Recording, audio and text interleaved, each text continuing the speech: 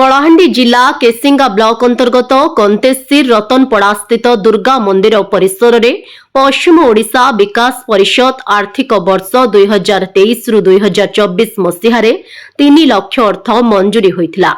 गोष्ठी केन्द्र निर्माण में अनियमितता होइथिबा ने ग्रामवासी जिलापालक निकट में अभियोग करिसेंती। ଏହି ଗୋଷ୍ଠୀ କେନ୍ଦ୍ର ନିର୍ମାଣ ପାଇଁ 3 ଲକ୍ଷ ଟଙ୍କା ବ୍ୟୟ ହୋଇଥିବା ଦର୍ଶା ଯାଇଥିବା ବେଳେ ନିର୍ମାଣ କାର୍ଯ୍ୟର ଗୁଣବତ୍ତା ଓ ଆକାରକୁ ନେଇ ସ୍ଥାନୀୟ ଲୋକେ ପ୍ରଶ୍ନ ଉଠାଇଛନ୍ତି।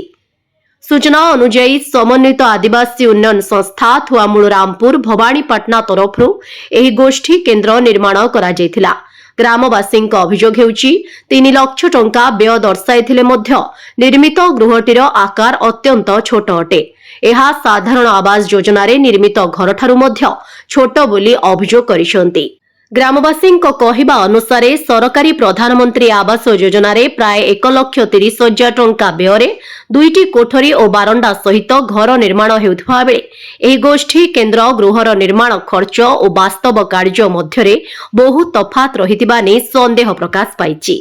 ଏହି ଗୋଷ୍ଠୀ କେନ୍ଦ୍ର ନିର୍ମାଣ ପାଇଁ ପ୍ରାୟ 1 ଲକ୍ଷ ଟଙ୍କା ଖର୍ଚ୍ଚ କରି ବାକି 2 ଲକ୍ଷ ଟଙ୍କାର ମିଥ୍ୟା ବିଲ୍ ଭାଉଚର କରି ସମ୍ପୃକ୍ତ ବିଭାଗୀୟ ଯନ୍ତ୍ରୀ ଠିକାଦାର ଆତ୍ମସାତ କରିଥିବାରୁ ଗ୍ରାମବାସୀମାନେ ଜିଲ୍ଲାପାଳଙ୍କ ନିକଟରେ ଅଭିଯୋଗ କରିଥିବାର ଜଣାପଡ଼ିଛି।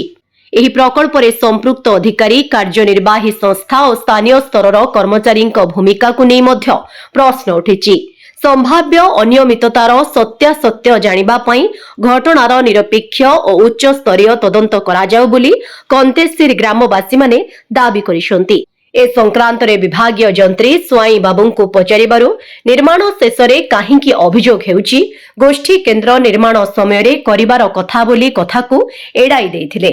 जिलापाल एहार निरपेक्ष तदंत हेले प्रकृत स्थिति सामना को आसी पारिबो बोली स्थानीय अंचल रे चर्चा हेउची।